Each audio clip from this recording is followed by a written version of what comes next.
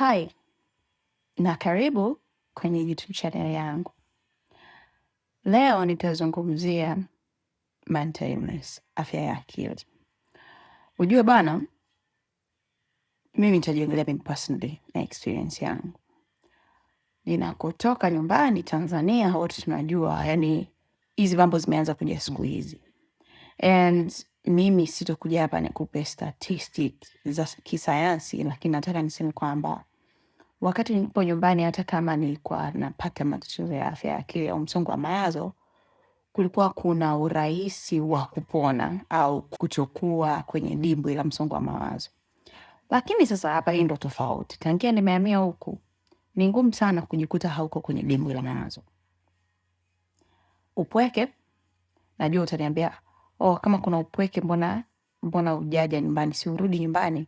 Au wewe uliyeko huku Ulaya utaniambia, wewe mwenye upweke si urudi nyumbani, mbona yani wewe kila kitu ni negative? No. Upweke upo na kila mtu ana namna ya kuhandle that situation. For me, it's still a bit hard and actually I don't know how to say it. Kuna wakati napata msongo wa mawazo and nashindwa hata kuweka sentence. Wakati unapitia kipindi mpaka unamkufuru Mungu.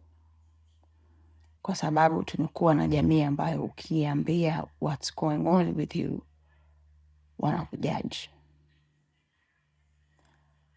Wengine wanaenda mbali mpaka wanakuona you're weak, you're exposing your life and all of that. Lakini tunasahau kwamba kuna mtu anakuwa anapitia kipindi kigumu na tumekuwa tukiwa watu wa kujaji kuliko kusaidia, mpaka siku mtu akiondoa uhai wake ndo watu wanaanza yani ningejua, unajua kwa naongea na marehemu juzi aliniambia 1.345, I wish I could have done something.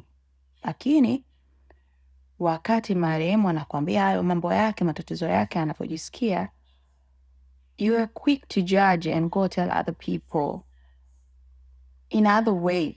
Yani umebadilisha na story, yani umeongea kitu kingine ambacho hakipo. And watu tunatofautiana kwenye jamii, namna tunavyohandle situation. So to me actually, nataka niwakumbushe wote, wewe unapitia kipindi kigumu, it's not the end. Tafuta mtu ambaye unamwamini hata kuumiza, at least you have released some chemicals kwenye mwili wako. But to be honest, watu wengi wanapitia mambo magumu and they don't have like courage to come and say that out loud and seek help. Kama ni kuna mtu kwenye familia yenu, kama ni rafiki, kama ni mtu tu stranger ambaye umjui, umeamua tu umwambie kwa sababu unajua labda haitorudi kwenye cycle yako, just tell them. Usiogope. Kwa sababu, kwa nini nasema you need to tell people? The moment I was not talking, ilifikia hatua nikatamani kuondoa uhai wangu. Na nilijaribu. I'm not proud. And ninayoelezea hapa ni kwa ajili ya purpose ya kutoa elimu kwa watu wengine. So kuna vitu vingi kwenye maisha ambavyo vinaweza vikakusibu ukafikia tu kasema no, I cannot do this anymore.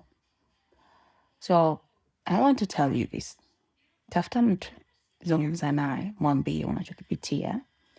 And ukiona watu wako wa karibu ambao uko nao unahisi hamna mtu unamwamini, just find a stranger. Yani nenda hata huko Instagram, tengeneza account, usiweke majina yako, usiweke picha zako, nenda andika paragraph, mweleze huyo mtu, mtumie hata voice. And that's a thing that I've done also lately. Thank you for watching. Don't forget to like, subscribe, pamoja na kushare na watu wengine. Support yako ni muhimu sana kwangu. Let's keep talking. Let's keep having conversation like this. I know, to some people it's still hard, lakini let's try. Thank you. Bye. Until next time, guys. Bye.